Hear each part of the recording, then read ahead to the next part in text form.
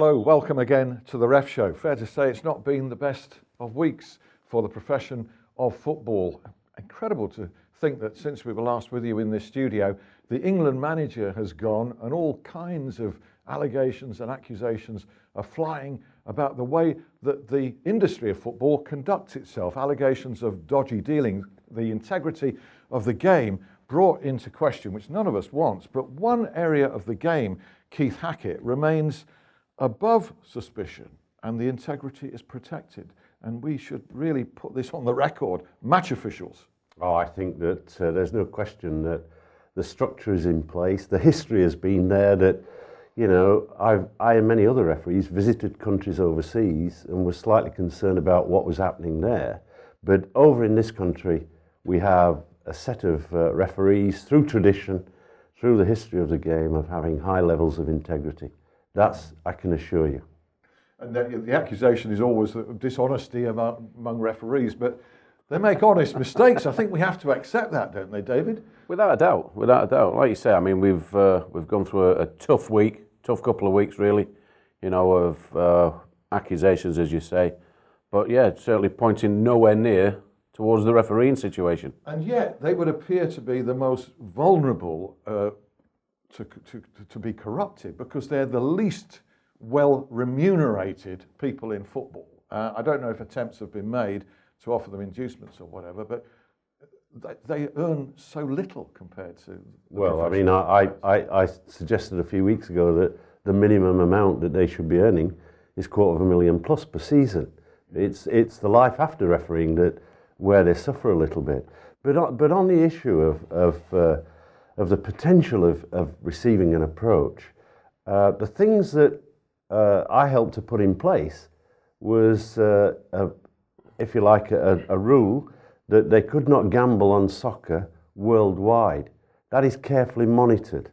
And then we could, if we wanted to, interrogate their bank accounts at any stage. Now that might be seen as a threat within a management scenario, but I took on board that I'd inherited a history of high levels of integrity, and I wanted to maintain that, particularly in a time when there was a huge sort of controversy around a German referee, East German referee at the time, who finished up in jail, a number of referees in Europe being accused, and that, for me, loses the real quality of the game. High levels of integrity are important. It's great that integrity remains. I'm not pointing fingers, but I'm sure that there has been situations where that would arise, without a doubt, and obviously not been taken on board. As we found out recently, we've seen it in England, we've spoke about it when we've watched it in Italy, Germany, clubs getting fined and relegated for financial difficulties, you know, and so it does happen. We were always squeaky clean.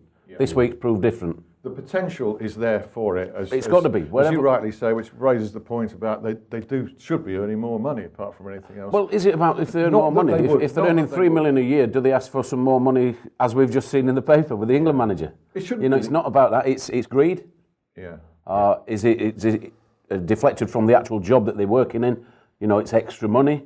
This is where I see the Sam Allardyce case. You know, he's been offered money to do other things, got caught up in a conversation, bit of entrapment maybe, and ends up out of work, you know, out of a very well-paid job. I think we've interviewed Sam Allardyce on this column. I know that you've known him particularly well. David's known him, and I'd shared him in a sports forum. I think there's some personal sorrow for Sam that his dream job has gone this way, although it was grossly stupid to land himself in that situation, Keith. I mean, I watched it and I thought I couldn't believe it. You know, I mean, he was obviously quite relaxed. Yeah. One wonders how that meeting had taken place, presumably through his agent. He'd gone there confident that he was talking to the right people, not a shake that we've seen in the past. And now his regret must be enormous. I mean, remember, he's not done the things that he was accused of, other than what he said.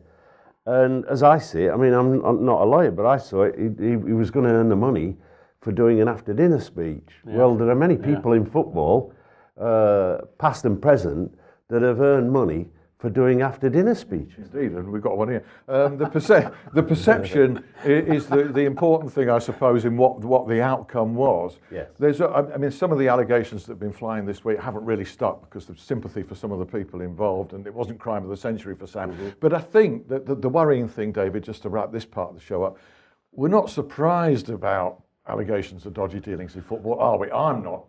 No, it doesn't surprise you. I mean, that is for sure. I mean, like I say, where there's a situation of gambling, there's this, people are going to try and bend rules.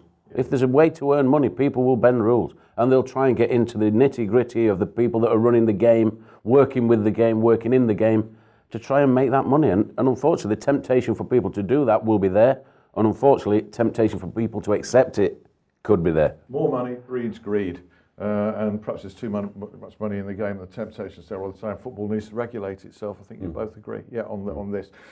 Big issue of the weekend, the most recent one, actually, the Sunday game in which Arsenal nicked a very, very late goal at Turf Moor against Burnley. Craig Pawson was having an excellent game. I was following Ref Cam and Andy Hogg's comments.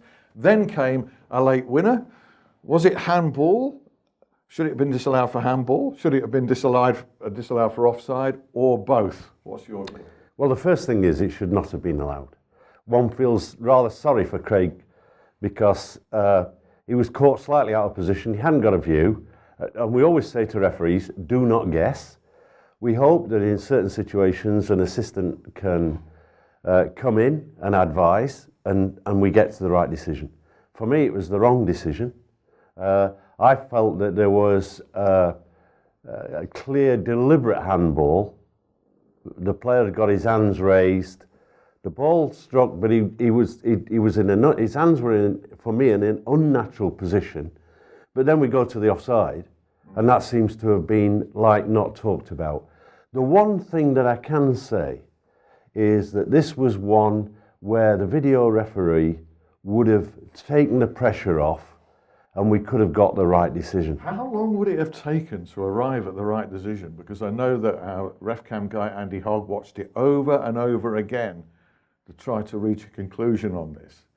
And when that happens, you have to feel some sympathy for the guy in the middle, don't you? I sat and watched it on the TV, and, it showed a couple of shots of it. It was handball. Yeah. Without a doubt. So, for me, it had taken seconds. Right. Yeah. And I think we're just playing with it. I think we're just playing with it at the moment, the technology. Yeah. We've done the goal line thing. No, this is the technology that we've all been screaming for, really. Can we just go out 5, 10, 15 seconds, have a look at the video? Yeah, that's the answer to the question. You have to decide, was it deliberate handball? And you're saying unnatural shape of the arms above the head. For me, it was deliberate. And therefore, I would have expected the goal to be ruled out. But if not, we'd have seen the offside. Yeah. So one way or the other, it would have been disallowed. Bring on the video ref. Okay, just quickly in this half, other two games yesterday. We'll come to Manchester United Stoke in the second part of the show, because there was a big call in that you feel the referee, Bobby Madley in this instance, got wrong. But just very quickly, Leicester 0, Southampton 0, Spurs 2, Manchester City 0, Martin Atkinson in one case, Andre Mariner in the other. Standards been pretty good over the weekend. I think they probably upheld it, did they, or not? Yeah, I thought the standards were good. I must admit, I watched Michael Oliver in his recent games, and I'm seeing a change. I'm seeing a change in refereeing generally. I think the movement, we've had this business of moving and squeezing space between the assistant and the referee. So they're coming off the diagonal and moving to the right-hand side of the penalty area, which has led to errors, missed, if you like, opportunities to either award a free kick or a penalty kick on the back post of the goal. Now we're seeing referees, and I watched Michael Oliver moving out wide, moving out to the left, getting a good view, but also putting in a physical effort. And the other guy I'd like to mention, Alan, is Stuart Atwell. Well, let's do that in part two, Yeah. because we've run out of time here. Michael Oliver's game was Liverpool's 2-1 win at Swansea. Big penalty call late on, which he got right. Yes. Some great performances from referees, but also one involving John Moss, where there was a big call, not only wrong, but wrong legally, if you like, the laws of the game. So join us for part two.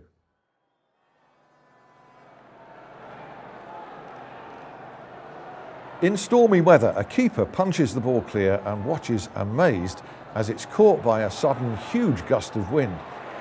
It loops up the field where the opposition keeper totally misjudges the bounce. It ends up in the net. Goal or no goal?